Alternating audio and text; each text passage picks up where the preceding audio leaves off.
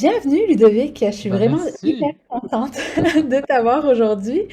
Puis ce qui est quand même assez drôle, c'est que on a fait un live ensemble l'année dernière, puis j'ai regardé sur notre page YouTube parce qu'on avait mis l'enregistrement là. Ouais. Ça a donné le 22 avril l'année dernière. Le Ah, 22 tous les avril. ans. Voilà. Aujourd'hui, on est le 21 avril, donc Oui. quasiment jour pour jour, il y a un an, je t'ai eu comme expert sur ma page Facebook, puis pour ceux qui ne connaissent pas Ludovic, c'est vraiment un expert dans la théorie polyvagale, puis je sais que ça a l'air d'un gros mot, ce mot, mais en gros, c'est vraiment, pour ceux qui nous connaissent, puis qui connaissent un peu ce que nous on fait comme approche avec l'approche de la médecine fonctionnelle, qui est beaucoup les recherches des causes sous-jacentes de différents problèmes en regardant la flore digestive, les hormones, notre alimentation, notre style de vie. La théorie polyvagale, c'est un peu la recherche de la cause, mais au niveau du système nerveux, donc vraiment au niveau gestion de stress, mais vraiment le système nerveux, c'est toutes nos sensations de notre corps aussi. Donc je suis très très contente d'avoir Ludovic aujourd'hui avec nous parce que aujourd'hui, on parle d'un thème très spécial qui est le thème du sommeil. Et donc, vous le savez, dans notre membership Univers Vital, il y a 6 sphères de la santé qui sont importantes, qu'on estime qui sont importantes en fait pour avoir une santé globale. Puis, ces 6 sphères-là, on les révise 2 fois par année parce que c'est toujours à propos d'avoir une petite information puis qu'on soit capable de l'appliquer puis pas nécessairement nous donner trop d'informations. Donc, cette fois-ci, ce mois-ci, c'est la sphère du sommeil. Et je suis vraiment très, très excitée d'accueillir Ludovic. On a fait le tournage ce matin des pièces de contenu parce que Ludovic est un peu très occupé. Il donne beaucoup de formations et donc il va pas pouvoir être là en direct. Mais moi, je vais animer la session en direct. C'est quoi? C'est ce dimanche, oui. C'est le Ouais. dernier dimanche de chaque mois qu'on fait les enseignements. Mais donc aujourd'hui, Ludovic va vraiment être là pour non seulement nous expliquer c'est quoi ces liens entre le système nerveux, le Mhm. sommeil, qu'est-ce que ça veut dire, mais aussi je voulais pouvoir vous le présenter parce qu'il y en a certains qui étaient là l'année dernière quand il a fait son live, mais Ludovic a vraiment une histoire hyper inspirante, vraiment, et il fait de plus en plus non seulement il a un programme en ligne, mais en fait, est-ce que j'ai le droit de le dire? Non, j'ai pas le droit Je sais pas encore. ce que tu vas dire. Ce que tu réserves aux personnes qui te suivent Ah sur oui. Internet. Ouais, est-ce qu'on a le Oui. droit de le dire? Oui. La série, pas la série, mais un documentaire qu'il va faire parce que c'est vrai que c'est pas toujours facile Ouais. d'expliquer c'est quoi la théorie polyvagale puis comment notre système nerveux Ouais. fonctionne. Donc, parle-nous un peu de c'est quoi le système nerveux, de toi, comment tu as découvert ça, c'est quoi ton histoire dans ce domaine? Mais tu fais bien de dire que c'est pas toujours évident parce que juste avant, j'étais en train de suivre une conférence de Stephen Porges, qui est à l'origine de la théorie polyvagale, donc qui est un grand chercheur, et les gens disaient ralentissez, ralentissez pour comprendre parce que du coup, Ouais, ils avaient un peu de mal. ouais. Mais moi, mon histoire avec le système nerveux est née il y a 3 ans seulement, hein, parce que du coup, j'ai l'impression que ça fait très longtemps et en même temps, quand on se retourne, on dit que c'était pas, il y a pas si longtemps. Moi, j'ai toujours été quelqu'un plutôt de renfermé, timide, introverti, à avoir beaucoup de peur, peur des gens, peur du monde, peur de plein de choses. Et puis, malgré tout, j'étais préparateur mental pour des sportifs, j'étais coach. Hein, souvent, on dit les psys, Mhm. c'est ceux qui ont eu des problèmes et qui ont fait des, des Ouais. études pour régler leurs problèmes et ensuite aider les autres. Bah, moi, du coup, je suis un peu pareil. Je me disais, j'aide les gens, mais moi, qu'est-ce qui fait que je sois comme ça? Qu'est-ce qui fait qu'il m'empêche de me sentir en sécurité, toi, avec les gens? Parce que je voyais que les autres pouvaient être en sécurité, se permettaient des choses, et moi, pas. Et du coup, je me disais, Mhm. à travers toutes les études que j'ai fait en neurosciences, je me suis formé en neurosciences, tous les livres que j'ai lus, bah, malgré tout ça, j'avais une compréhension, mais j'avais pas de ressenti qui me Et si je, permettait. et si je me rappelle bien, Ludovic, toi, tu étais beaucoup aussi dans le monde de l'athlétisme. Je crois que tu étais dans une équipe de volleyball et après que tu Non, de rugby, de de rugby. rugby, ouais. Rugby, c'est du rugby. Hmm. Voilà, du rugby. Et, Et à haut niveau et après dans le monde du sport pour la pour les préparation mentale golfeurs pour aussi, les je pense sportifs, voilà, aussi les que ça a sportifs de haut beaucoup aidé en niveau. préparation. Parce que c'est vrai que quand on est un athlète de haut niveau, euh, comment qu'on gère les différents stress, notre mental a beaucoup un Ouais, impact sur nos performances. Donc, ça a beaucoup été à ce niveau-là que toi, tu t'es intéressé dans les ouais, performances mentales, puis que t'as aidé quand même beaucoup d'athlètes. Je sais, c'est ça que tu ouais, m'avais ouais, dit, qu'au niveau du golf, c'était ça ta spécialité. Puis là, ça ouais. t'a comme amené à rechercher plus de ressources. Ouais, c'était... Exactement, parce que en fait, les neurosciences me passionnaient, parce que le cerveau est passionnant. Et puis finalement, il est à la fois passionnant et je ressentais en même temps des choses qui me limitaient. Comme s'il y avait d'autres choses au-delà qui Mhm. m'appelaient. Et même pendant mes formations, je me disais, mais il me manque le corps, en fait. Il me Ouais, manque, toi, le lien au corps. ouais. Et comme moi, j'étais quelqu'un de très mental, et on en reviendra justement avec le lien avec le sommeil, j'étais quelqu'un de très mental, ben c'est comme si tout se passait ici et je m'étais déconnecté de ce que moi j'appelle aujourd'hui, et plein de, plein de personnes l'appellent comme ça, c'est la sagesse de notre corps, Mhm. hein, De l'expérience qui lui mentale, sait, ressent, et qui est ouais. malheureux, Ouais. c'est très inconscient, mais du coup, tout ce qui se passait ici, c'était juste une petite partie en fait. Et un ressenti, et pour ceux, les personnes qui savent pas c'est quoi le système nerveux, c'est vraiment comment notre cerveau est connecté à travers tous les nerfs, à toutes nos sensations. Et c'est vraiment à travers de l'électricité que ça passe. Donc, des fois, c'est des ressentis en des millisecondes. Donc, c'est très, Ouais, très bien sûr, rapide. ouais. Euh, et Et donc, puis au souvent, final, ce qui a fait vraiment la bascule, c'est quand je suis tombé sur une étude qui montrait que 80% des informations allaient du corps au cerveau et seulement 20 ouais, du cerveau vers le ouais, corps. Et là, je me dis, ouais. mais moi, je m'occupe que du cerveau, là. Donc ça veut dire Ouais. que je m'occupe que de 20% des, Mhm, tu vois, c'est des vrai. informations. C'est vrai, Euh, dans la performance mentale, quand on essaye de gérer ce qu'il y a entre nos deux oreilles, mais qu'on a ouais, beaucoup ouais, de ressentis. C'est la même chose un peu en médecine fonctionnelle, qu'on parle souvent de comment la flore impacte notre cerveau, notre flore digestive, nos bactéries dans notre système digestif, qui aussi, à travers ce nerf vague, donc c'est le ouais. nerf vague qui envoie les messagers au cerveau, qui va contrôler le cerveau. Et il y a quelqu'un justement dans les commentaires qui demandait, est-ce que ça a un lien avec le choc vagal? Ouais. Est-ce que... Oui, alors je vais pouvoir justement en venir avec l'explication un petit peu de comment fonctionne notre système nerveux. Notre système nerveux, c'est notre système de survie, notre système d'alerte, et c'est pour ça qu'il transmet les informations, parce que notre corps, qui est connecté à travers ce système nerveux, a besoin d'informations pour fonctionner correctement. Et c'est lui qui, au départ, de vos réactions de fuite, de combat et ou d'inhibition. Donc Mhm. c'est à travers les informations que l'on reçoit dans le corps, à la fois de l'extérieur et de l'intérieur, que ce système nerveux va envoyer les informations au cerveau, qui lui va réagir selon les informations qu'il reçoit et selon l'habitude qu'il a eu aussi de répondre dans le passé. Ça sera important, on y reviendra aussi. Et donc, auparavant, on avait tendance à dire, bon, bah, il y a un système nerveux, il y a une branche qui stimule et une branche qui apaise. Hein, c'est le système sympathique qui stimule et le parasympathique qui apaise. Et puis Mhm. finalement, à travers les études donc, et les recherches de Stephen Porges, notamment sur les traumas, ils ont pu observer que bah, dans les traumas, il y avait certaines personnes aussi qui étaient complètement inhibées et Mhm. qui étaient coincées complètement dans une vie, dans des fonctionnements, des comportements dans lesquels ils s'empêchaient de faire plein de choses. Et ce qu'ils ont pu observer, c'est que dans l'évolution de l'être humain, eh bien, il y avait eu ces trois branches et qu'aujourd'hui, on va retrouver donc ce qu'on appelle le vagal dorsal, qui est un nerf, le nerf vague, hein, qui est une partie du nerf vague qui va être stimulée quand on a perçu un grand danger, mais pas dans la tête, hein, Mhm. à travers l'extérieur et dans notre corps, on a perçu un grand danger.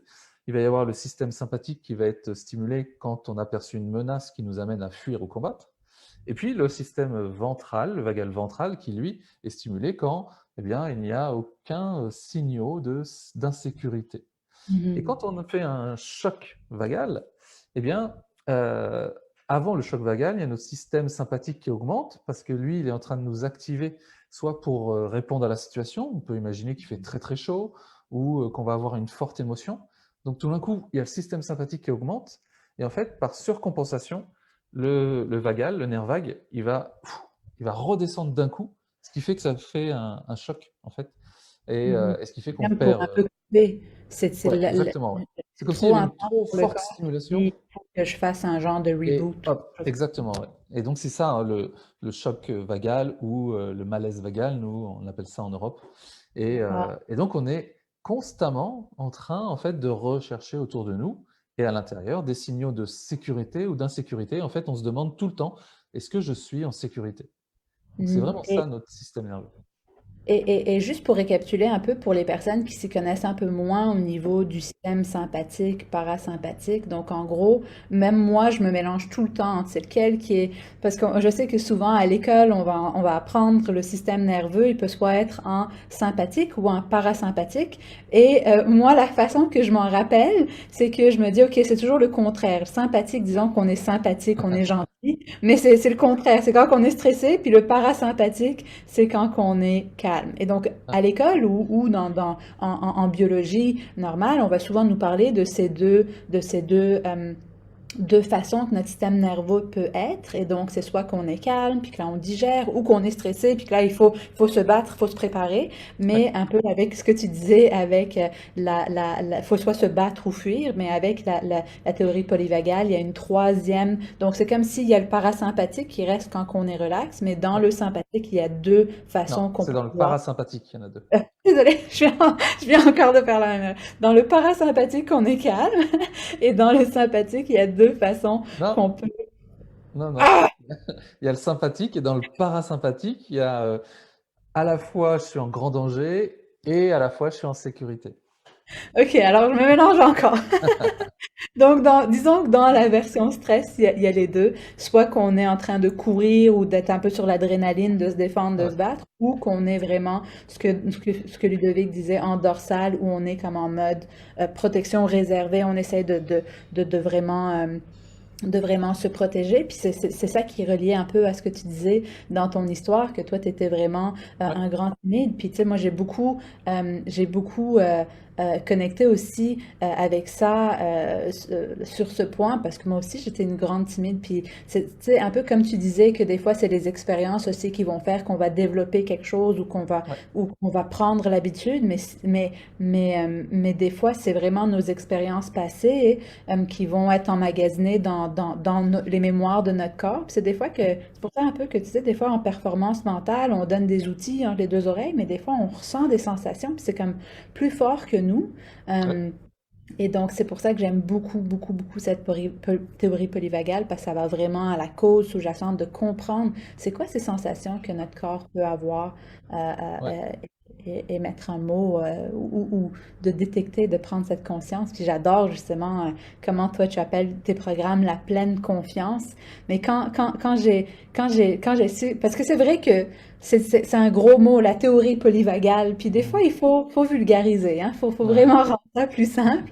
Donc, quand que j'ai entendu que Ludovic il appelait sa façon de transmettre cette théorie, c'était en appelant ça la pleine confiance. Puis c'est pas juste d'avoir confiance en soi, mais d'avoir confiance aussi dans ses capacités, de ne pas être constamment en stress ou d'être à l'écoute, puis d'avoir confiance qu'on va être capable de gérer ça, la vie, de danser avec la vie. Donc vraiment, mhm.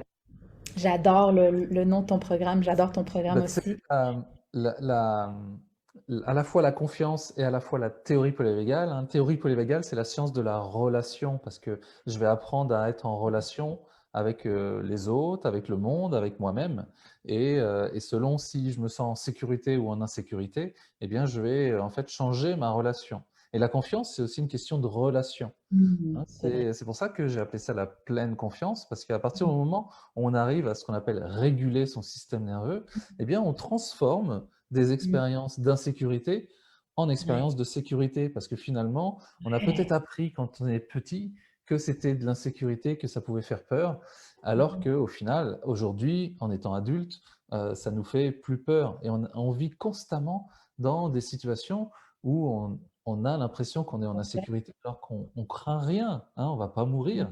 Parler en Ouais. public, ça n'a jamais tué quelqu'un C'est- et finalement, peur de parler en public alors que, ouais. bah, ça va être peut-être pour certains, il y en a qui vont être complètement inhibés, donc ça va être le dorsal qui va s'activer, Mm. d'autres qui vont parler très, très vite, parce que, tu vois, ils sont activés et puis, Ouais. bah, d'autres qui vont se sentir à l'aise et le but, c'est d'aller rechercher vraiment cet état de, qui est un état en plus de connexion Parce que les Mhm. autres, c'est un état de séparation, hein, c'est-à-dire que je me sépare de ce que j'ai évalué comme danger. Et l'autre, au contraire, on va aller vers de la connexion, de la relation qui va nous Mhm. permettre justement de se sentir en pleine confiance. Et pour moi, Mhm. c'est quoi qu'il arrive, je saurai y répondre. C'est vraiment ça la pleine confiance. Mhm. D'avoir S'il faut se confiance cacher, en je sais le ton faire. S'il faut Mhm. fuir, je sais le faire. S'il faut Mhm. agir très vite, je sais faire. Et s'il n'y a pas de Mhm. danger, je saurai aussi le savoir. Puis quand on décode ça, puis j'aime beaucoup ce que tu disais sur le fait que c'est un peu comme la pleine conscience qui a été très popularisée, puis heureusement, parce que c'est vrai que des fois notre système nerveux, notre cerveau est tellement dans l'automatisme, à part pour Mm. tout ce qui est urgence ou quoi que ce soit, puis même des fois là aussi, il y a de l'automatisme, ben, parce qu'on est tellement en train de se protéger de par ce qu'on a vécu dans le passé, parce qu'on veut pas le réavoir, Ouais. mais ça va quand même un peu plus loin, je trouve, parce que des fois, on fait de la pleine conscience, on se met en contact, mais après, savoir comment prendre cette conscience avec ce qu'on a vécu, puis aller la comprendre, puis savoir comment aussi aller utiliser chaque différent mode qu'on peut vraiment Mm. choisir et comprendre, puis vraiment avoir des outils un peu plus compris, plus, pas nécessairement juste pour comprendre, mais Ouais. aussi pour pouvoir agir là-dessus. Donc ça, c'était Ouais, moi, c'est très... ce que j'ai vraiment vu la différence, c'est-à-dire que c'est une conscience, ce qu'on appelle la conscience autonome du corps, c'est-à-dire que c'est Mhm. d'aller comprendre en fait cette Mhm. sagesse du corps qui lui est très intelligent. Je vais te donner un exemple que Stephen Porges a dit juste avant, et j'avais jamais fait le lien. Le syndrome de Stockholm. D'accord? Tout le monde connaît le Ouais. syndrome de Stockholm quand quelqu'un se fait enlever, kidnapper et qu'il va créer un lien, tomber amoureux même de son kidnappeur. Et en fait, où il expliquait que eh bien, cette intelligence instinctuelle, le but c'est je me sens plus en survie en créant le lien plutôt qu'en essayant de combattre. Et il disait que ce syndrome de Stockholm, c'est comme si c'était une réaction de survie de se dire j'ai plus de chances de survivre en créant le lien avec la personne, même si c'est la personne la plus abominable du monde, que de essayer de combattre ou fuir ou de me cacher. Et donc je vais adopter instinctivement en fait cette façon parce qu'à ce moment-là, c'est ce que j'ai évalué étant la façon d'avoir le plus de chances de survie. Et c'est ce qu'on fait constamment. Alors là, c'est un exemple qui est assez flagrant parce qu'on se dirait avant coup, tu sais, avec cette conscience-là, on se dirait non, non, jamais je vais essayer de fuir, je vais essayer de combattre ou je vais me cacher. Mais là, non, je vais créer le lien avec lui pour que en fait, j'ai la perception qu'il soit plus menaçant et qu'en étant plus menaçant, eh ben, je me sens plus en sécurité. Et ça, c'est vraiment l'intelligence autonome, toi, du corps, qui va le mettre en place. Et ça, on s'en rend compte qu'on bah, on le fait tout le temps. C'est-à-dire qu'on va aller vers ce qui nous semble être le plus en sécurité. Et parfois, ce qui nous semble être le plus en sécurité, eh bien, c'est de rien faire. Et donc, toutes les Hmm. personnes qui nous écoutent et qui parfois culpabilisent parce qu'ils ne font rien, en fait, et moi j'appelle ça nos missions de survie. Tu sais, des fois, on cherche nos missions de vie. Et je dis, vous Hmm. n'arriverez jamais à trouver votre mission de vie si vous répondez pas aux missions de survie. Parce que vos Hmm. missions de survie, c'est peut-être ne rien faire. Et là, Hmm. votre système nerveux il dit, c'est cool, on arrive à se maintenir en survie. Malheureusement, c'est pas ce que j'ai envie dans la vie. J'ai envie peut-être d'entreprendre, de faire des choses, d'aller parler à quelqu'un. Mais mes missions de survie, ça va être, non, ça, c'est dangereux, donc on ne le fait pas. Mhm. Mhm. Puis des fois, justement, c'est ça, on est dans une situation où notre corps est en survie, donc le plus qu'on a les outils pour le voir, puis savoir quoi faire, Et le réagir ouais, rapidement. ouais. Et par rapport au sommeil, alors, les liens, c'est parce que c'est un peu pareil, hein, quand notre système nerveux peut être dans ces trois différents états. C'est comme ça qu'un peu que tu l'appelles, des états d'âme, ou non, des états d'âme, c'est Des pas états. des états. Donc, des états, comment est-ce que ça impacte notre sommeil? Alors, le sommeil, il est primordial pour notre survie, hein, et on a même montré qu'à travers des expériences où les personnes, justement, on les empêchait de dormir, à un moment donné, ils commençaient justement à trop s'activer parce qu'ils n'avaient pas cette activité parasympathique pour se calmer.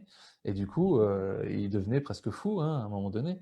Donc, on a besoin de ce sommeil pour justement se régénérer. hein, que ça soit au niveau du corps, au niveau émotionnel, etc. Et du coup, la qualité de sommeil est vraiment importante.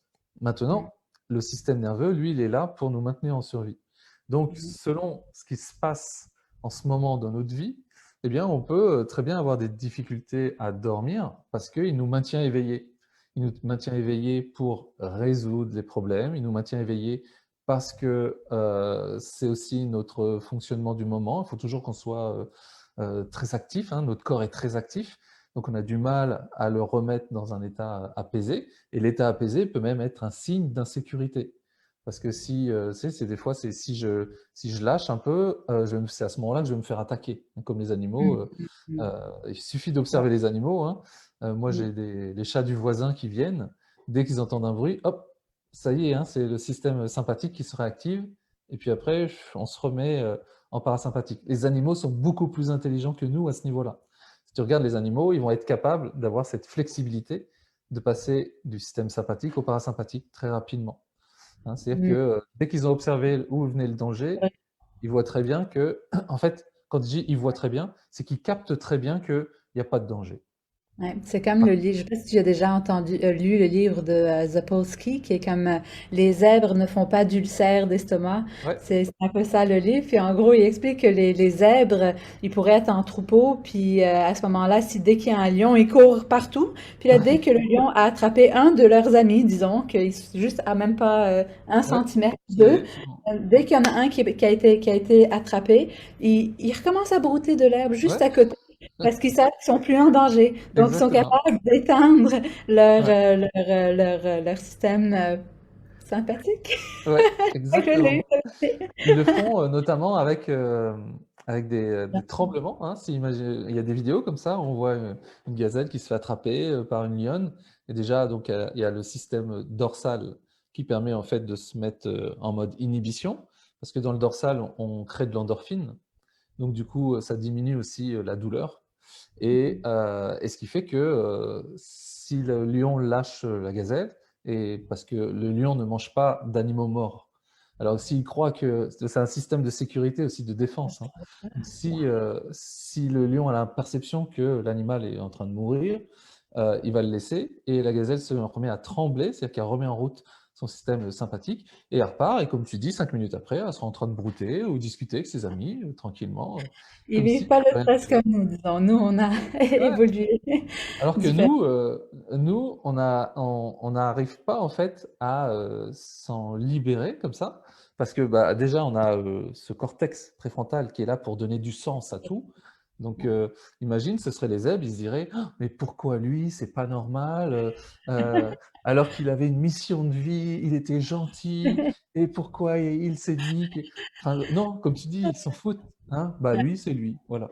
Mais nous, on a besoin de trouver du sens à tout. C'est ce qu'on appelle notre aire gnosique qui est là pour donner du sens. Et ce qui fait que ça, au bout du compte, ça n'a plus de sens en fait. On a peur de choses qui n'ont plus de sens. Et c'est ça qui nous maintient régulièrement en éveil à travers nos pensées et pourquoi, le comment, et à la fois de tout ce qui nous arrivait avant, et puis aujourd'hui, parfois dans la journée, hein, qui fait que j'arrive pas à dormir, ou parce que c'est le lendemain. J'ai jamais vu justement un zèbre stressé parce que le lendemain, il pouvait y avoir une lionne qui l'attrapait. T'imagines nous, les êtres humains dans la savane, mais Ouais, nous, c'est comme ça. c'est pas possible. On serait toujours là à dire, mais mon Dieu, je vais me faire bouffer. Ouais. Et heureusement que c'est pas comme ça. Mais il faut se prendre conscience que à tout moment, j'ai un fonctionnement dans lequel je me sens en danger, alors qu'il n'y a pas de danger. Et Mm. c'est vraiment cette conscience-là de se dire, attends, attends, mais il n'y a pas de danger, et d'aller justement Mm. vers quelque chose qui me permet de me sentir bien, qui va me permettre de pouvoir profiter d'un sommeil calme et réparateur, afin de me lever le lendemain matin avec de l'énergie, de l'envie, etc. Donc, Et, et, c'est hyper et important. le plus qu'on est en connaissance de notre façon de réagir, le plus qu'on va être capable de, tu sais, on a beaucoup parlé de respecter notre état et pas Mhm. d'être à compte de ah, je suis pas capable de me coucher, etc. Parce que des fois, il y a des événements qu'on appelle un peu des traumas, mais Ouais. c'est pas nécessairement obligé d'être gros, hein. Des fois, c'est juste une mémoire que notre corps a fait comme méthode de survie. Puis comme notre cerveau se rappelle de 5 à 15 fois plus du négatif que le positif, j'en parle beaucoup dans le membership de pourquoi que dans nos habitudes de vie, on s'auto-sabote constamment. C'est à cause de la science de notre cerveau. Parce que quand on veut faire un changement, on va se rappeler de la fois qu'on l'a pas fait au lieu des 5 à 15 fois en fait, de la fois qu'on l'a pas fait, on va s'en rappeler 5 à 15 fois plus que la fois où on l'a fait ou les 5 fois qu'on l'a fait, ça va pas Mhm. équivaloir. Et donc, le plus qu'on connaît un peu comment notre corps se sécurise, puis il y a c'est sûr que même dans l'enseignement de dimanche, on ne pourra pas parler en profondeur de qu'est-ce qu'il faut faire pour un peu libérer ces traumas, etc. Ça, c'est plus dans ton cours de pleine confiance que tu en parles. Mais on a parlé de différents outils qui aident à ce niveau-là, qui sont plus simples, disons, mais des fois, quand que on est au courant de comment notre corps va réagir pour se protéger en mode survie, c'est là qu'on peut personnaliser un peu plus comment qu'on gère le sommeil, parce que c'est vrai que c'est pas tout le monde qui vont être capable de se calmer avant. Puis des fois, ça, c'est comme un danger pour eux de se calmer. Ouais. Donc, c'est un peu ça qui était super intéressant de ce que tu expliquais, que le plus qu'on est conscient, parce que des fois, ça prend du temps à régler des traumas du passé pour que notre corps comprenne qu'il y ait eu assez de messages physiques que je suis pas en danger quand je fais ça. Ça peut prendre des années à changer ça. Mhm. Donc, quand on comprend que c'est ça, notre corps a cette mémoire. Voici comment je peux l'adapter pour ne pas être en résistance face à comment je suis et ce que j'ai emmagasiné comme mémoire.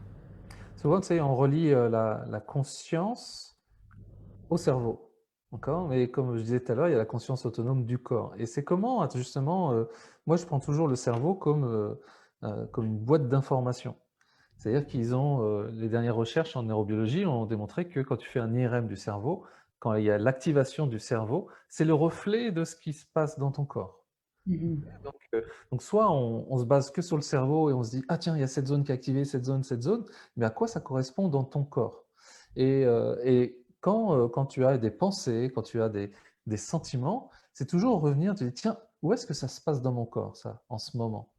Et alors, au début, on a un peu de mal, mais de pouvoir se poser, de respirer tranquillement et de se dire, tiens, cette colère, elle se situe où dans mon corps, afin que cette première étape, justement, de respect, respecter son état, de reconnaître, eh bien, ça va recréer en fait le lien avec son corps. Et parce qu'on a des parties du corps qui correspondent justement à ces états sympathiques ou parasympathiques. Par exemple, le dorsal, quand on est inhibé, ça va être tout ce qui va être en dessous du diaphragme, donc, et notamment nos intestins, tout ce qui est notre ventre. Hein, et dès on dit hein, j'ai un nœud au ventre, c'est pas par hasard. Si j'ai un nœud au ventre, c'est que je suis là et je bouge pas. Et Mhm. le ventral, ça va être au contraire tout ce qui est au-dessus du diaphragme, ça va être donc poumon, cœur et aussi tout ce qui est visage.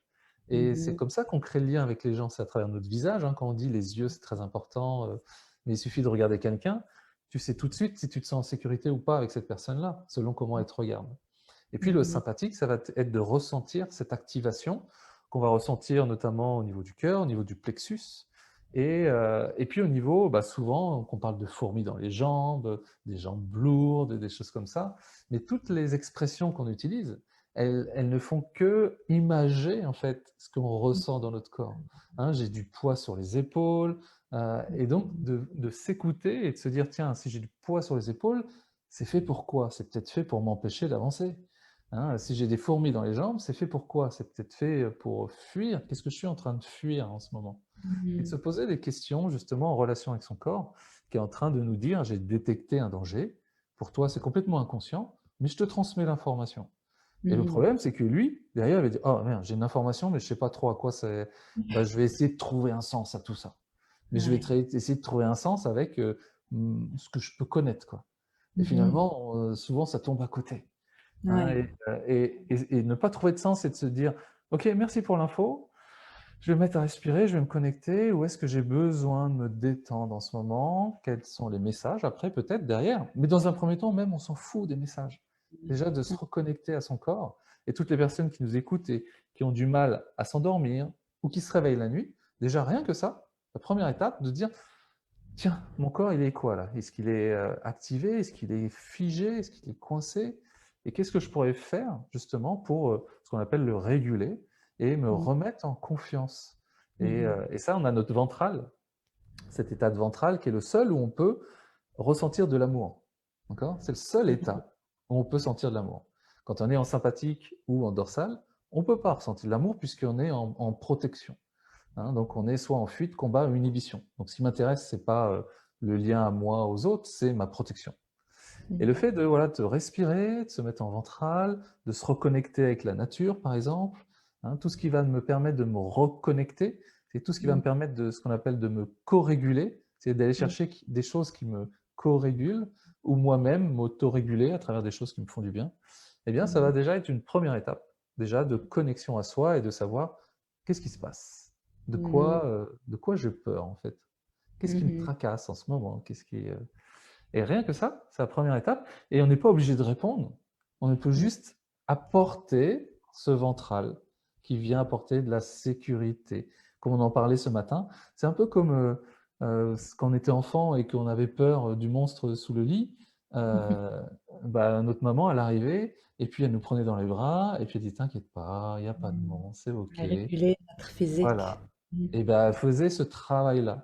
Maintenant, quand on est grand, eh bien, rien ne nous empêche de continuer à le faire par nous-mêmes, à travers justement qu'est-ce qui peut me co-réguler, qu'est-ce qui peut me réguler. Et Est-ce que c'était toi qui parlais à un moment, je sais pas si c'était toi qui parlais de juste l'effet de se caresser des fois qui ouais, a un impact bah, sur... c'est déjà un premier lien, notamment pour les personnes qui ont du mal à avoir des ressentis, et Mhm. surtout au niveau du visage. D'accord? Mhm. Parce que si voilà, il y a des personnes, Madeleine, qui nous comment arriver à être calme lorsque le mental prend le relais en pleine nuit. Mhm. Euh, le mental, je vous le dis, c'est comme un, vous appelez ça un walkie-talkie. Nous, on appelle ça des talkie-walkie. On fait à l'envers, je crois. Walkie-talkie, ouais, C'est ça. je sais pas Nous, on c'est appelle quoi, ça, voilà, talkie-walkie. Mais imaginez, le mental, c'est ça. C'est j'entends un message, attention, il y a un danger, attention. Et en fait, je ne vais pas répondre au talkie-walkie. D'accord? Je ne vais pas lui répondre. C'est pas lui qui m'envoie un message, c'est la boîte dans laquelle le message arrive. Sauf que hein. nous, dans la vie de tous les jours, on se dit, ah, c'est mon cerveau, donc je vais lui répondre. Mais c'est comme si je Mhm. répondais à la boîte en disant, t'inquiète pas, Mhm. et c'est pas la boîte qui me J'essaie de parle. répondre à mon cerveau, il me donne des sensations, Ouais, des des sentiments, sensations. des Et, pensées. et là, nous, on essaie de faire du sens en parlant à soi-même, genre, Exactement. Ouais. ou à notre boîte, disons. Exactement. Donc, c'est d'où vient le message. Donc, dans un premier temps, la respiration et permet, c'est le plus simple pour se connecter en fait à son système nerveux et se calmer. La respiration, et ensuite, tiens, je sais pas si mon mental, qu'est-ce qu'il me dit, où est-ce que ça se passe dans mon corps, comment je peux le détendre. Hein, nous, on a dans le programme, on a notamment des méditations conscientes du corps. Justement, on Mhm. va aller dans le corps pour le détendre tranquillement. Mhm. Euh, Si on est un peu trop oppressé par ce mental qui est oppressant, justement, c'est peut-être parce qu'on n'écoute pas à la source. Mhm. Hein, donc, pourquoi le message revient tout le temps? C'est que Mhm. la source, tu sais, j'aime bien, moi, c'est intéressant, Madeleine, du coup, parce que je fais souvent la métaphore avec, imaginez, vous rentrez chez vous et il y a le robinet qui est ouvert, le levier qui est bouché et l'eau qui déborde. Eh Je bien, pense. l'eau qui déborde, c'est notre mental. Alors, soit on prend des serviettes et on éponge, hein, donc si on est très efficace, à un moment donné, ah, c'est bon, il n'y a plus trop Ah, d'eau, hein, même continue si à ça couler. revient, donc on est obligé de refaire. Il y a une deuxième solution qui est de dire, bah, je vais éteindre le robinet, ok? Mais tu vas voir qu'il y a une troisième solution. Il y a une deuxième solution qui est, je vais éteindre le robinet. Pour éteindre le robinet, je vais faire quoi? Je vais faire peut-être de la méditation, de la respiration. Donc, pendant un temps, je vais éteindre le robinet. Mais qui me dit que il va pas se remettre, il va pas se réouvrir? Alors s'il se réouvre, il faut qu'à nouveau que je refasse de la méditation, de la respiration pour éteindre le robinet. Mais il y a une troisième voie qui est de déboucher l'évier. J'avais pas pensé à Parce que celle-là. si l'évier est bouché, même si ton mental il est ouvert à fond et que l'eau coule, ça ne débordera jamais. Et ça, pour Mhm. déboucher l'évier, c'est justement de réguler ce système nerveux pour que je puisse être capable de dire: ah tiens, je suis en train de penser ça, c'est ok, tiens, je vais me réguler, et puis tiens, je vais passer à autre chose, et puis j'y reviendrai plus tard, ou j'écoute, ah ça c'est important, je le note, ah ça me fait peur, c'est ok, tiens, je vais en parler aux gens autour de moi parce que ça me fait peur, et ça va me faire du bien peut-être d'être avec des gens qui me réconfortent, et tout ça c'est recréer du mouvement, tu sais, c'est là, l'évier est bouché, il n'y a plus de mouvement, et ben on va recréer du mouvement, et de recréer du mouvement dans son corps, dans ses relations, dans sa vie, et de pouvoir se reconnecter à tout ça, pour que Mhm. l'évier se débouche. Et moi, je suis un hyperactif mental, donc je peux te dire que l'évier, il est souvent allumé, hein, et l'eau, elle coule, elle coule, elle coule, mais ça ne m'empêche pas de dormir, tu Mhm. vois, parce que le soir, j'ai la capacité de fermer cet évier et de pouvoir dormir. Ça ne veut pas dire que j'y arrive pas tout, que des fois j'y arrive pas, hein, mais la plupart du temps, c'est ok, et je l'accepte si ça revient, c'est ok, c'est ok. Mhm. Et je crois que c'est ça un peu le plus gros de cette approche, c'est de pas aller en résistance, juste de comprendre. Des fois, juste le fait de le comprendre, puis d'être en conscience, puis de savoir un peu dans lequel, déjà, ça nous aide parce qu'on n'est plus en résistance, disons. Puis c'est sûr que nous, là, on n'a pas nécessairement énormément de temps à passer en profondeur. Même ce matin, quand on a fait les vidéos, je disais à Ludovic, OK, on a 1 heure environ. Puis je pense qu'on va dépasser. Mais c'était tellement intéressant. Puis on a plein d'outils justement pour pouvoir vous aider parce que c'est un peu ça notre mission dans le membership, c'est qu'à chaque mois, non seulement on vous donne de l'information, mais après ça, on vous le transmet à ce que ça soit concret en 3 différents niveaux de micro-actions que vous pouvez commencer à prendre. Donc vous allez voir dans les commentaires, pas dans les commentaires, dans la description, il y a le lien pour vous inscrire si jamais vous ne faites pas déjà partie de nos membres. Sinon, nos membres, ils vont y avoir accès en direct, donc dimanche matin heure du Québec, mais sinon c'est l'après-midi en Europe, j'oublie tout le temps de le dire.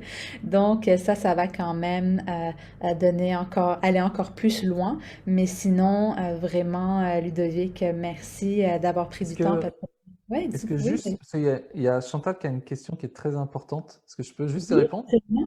Oui, Il y a oui. Chantal qui dit, quand je prends le temps de respirer en conscience, dans l'expiration, il y a de la panique qui monte. Et ça, c'est important. Je vais juste, parce qu'il y en a plein qui vont peut-être Oui, absolument. comprendre. Quand Ouais. on inspire, on stimule son système sympathique. Quand on expire, on stimule son système parasympathique. Ok, donc Pour le tout le temps. calmer. Donc du coup, dès qu'on respire, il y a toujours sympathique, parasympathique. Donc là, ça c'est bizarre. Enfin, quand je dis, les gens pourraient dire, bah, c'est bizarre parce que au moment où je m'apaise, c'est là où chez Chantal la panique arrive. Ok. Donc Chantal, c'est peut-être ce qu'on appelle une sympathique, c'est-à-dire qu'on a nos états qui sont, à un moment donné, on peut être dépendant à un état. C'est-à-dire que moi, je suis plutôt quelqu'un d'actif et je vais bouger beaucoup. Et ce qui fait que, en fait, dès que je passe en ventral, par exemple, ou en dorsale que je choisis par de la méditation, que je me pose, tu vois, dès que je passe dans ce moment-là, eh ben, c'est un signal de danger, parce que je dois rester en activation. Et inversement, ceux qui sont très très calmes, dès qu'ils doivent s'activer, pour eux, c'est aussi du stress. Donc à ce moment-là, Chantal, c'est peut-être quelqu'un qui a tendance à être très active, et son homéostasie, on imagine, son homéostasie est là. Et quand elle respire, son homéostasie descend, et là on va dire, oh, attention, danger, danger, il faut remonter. Mmh. Ah, ok. Mmh. Et ce qui Je fait comprends. que si elle fait de la respiration, de la méditation, des choses comme ça où elle se pose, elle peut ressentir du stress parce que son corps va lui dire, attends, attends, là on n'est plus en éveil, on n'est plus en action et on se sent en danger. Donc il faut le faire en conscience justement, ce qui fait qu'à chaque fois que Chantal va respirer, tu peux le faire en mettant de la main sur ton cœur par exemple, à chaque fois que tu vas expirer, eh bien, tu peux te dire une phrase ou quelque chose qui te rassure en disant, t'inquiète pas, je suis là pour toi, il n'y a aucun souci. Nous, ce qu'on aime bien faire, c'est faire un peu comme si c'était des personnages. Toi, le sympathique qui est toujours activé, le ventral qui est en lien, c'est souvent le papa, la maman qui est là, et puis le dorsal, le petit enfant qui a peur. Et de se dire, tiens, c'est mon côté à moi qui est très activé, mon ventre il va venir le calmer. T'inquiète pas. Et à chaque fois que je respire, c'est comme si c'était le ventral qui arrivait. Et tu peux même faire avec la bouche ouverte, hein, c'est-à-dire d'inspirer et faire ah. Tu vois, vraiment de le faire comme ça, et qui va permettre vraiment en fait, quand on fait ça, on active notre nerf vague. D'accord? Hmm. C'est les vocalises et des choses comme ça. Et quand on fait un Ouais. home, par exemple, Quand je chante, voilà, ouais. ça active notre nerf vague. Et le fait de respirer en faisant on le sent, ça fait vibrer, hein, Hmm. le corps. Moi, ça me fait des frissons quand je le fais, parce que mon corps, il est content. Il dit, et le fait de le faire comme ça, en disant à chaque fois que j'expire, en fait, c'est comme si je venais renforcer l'amour que j'ai pour ce sympathique, qui lui s'active tous les jours. Et hop, et à chaque fois, je renforce, je renforce, je renforce. Je crois que je comprends beaucoup ce que tu dis parce que moi, ça a été un peu, puis dans le membership, j'en parle un peu dans la sphère de la conscience quand que c'est toute la question gestion de stress. J'expliquais un peu quand moi j'ai essayé de commencer à apprendre à méditer parce que moi aussi j'étais beaucoup tout le temps dans Ouais, le penser qui est l'agitation. vite, vite, vite, exact. Et quand que j'ai commencé à méditer, c'est comme si ça m'énervait encore plus parce que j'avais l'impression que, OK, c'est où le bénéfice? Puis, puis j'arrivais pas à... Ouais. C'est comme si pour moi, de ralentir, c'est pas quelque chose que j'aime. Moi, j'aime ça avancer rapidement. Bah oui, ça sert à rien. Et- puis ça a été vraiment avec un outil que j'ai été capable de comprendre, OK, non, t'es pas vraiment en train de te mettre en cohérence quand que, il fallait que je visualise où j'inspirais avec mon cœur, etc., que je pense à des certaines choses. Donc, il y avait comme des façons de pouvoir s'attacher, mais j'aime beaucoup le puis c'est Mm. vrai que quand que je l'ai fait, moi aussi, ça a fait comme... C'est comme si c'est puissant. Donc, des fois, c'est Ouais. des petites choses comme ça. Puis c'est beaucoup de petites choses comme ça aussi qu'on va parler. Là, je regardais, on a plusieurs commentaires qui sont rentrés. Euh, j'aime beaucoup ce que Madeleine a dit sur le temps qu'on reste éveillé, c'est paniquant. Parce que justement, c'est beaucoup cet effet qu'on veut mettre en sens à ça. C'est un peu de ce que je comprenais de ce que tu expliquais ce matin. C'est quand on essaie de mettre en sens à ça, puis qu'on est dans la résistance, puis qu'on respecte pas pourquoi nos états d'âme sont là, puis qu'on essaie beaucoup de mettre en sens au lieu de juste faire, OK, c'est dans cet état que je suis. On, on travaille avec, puis on prend conscience. Mais je sais que de nos jours, parce qu'il y a de plus en plus d'outils de pleine conscience et de méditation et de si, c'est comme si on veut constamment, on veut absolument apaiser notre mental, mais ça se peut pour soi quand on est en dorsale, donc vraiment quand on est en, en, en En repos, disons pas inhibition. repos, mais Enfin, oui. en inhibition, immobilisé, Ouais, ben, que ça immobilisé. soit plutôt dangereux pour nous et donc que Ouais. ça, ça soit pas sécuritaire. Donc, d'essayer de constamment aller là quand notre corps est pas nécessairement confortable à Mm. ça, c'est un peu de créer de la résistance.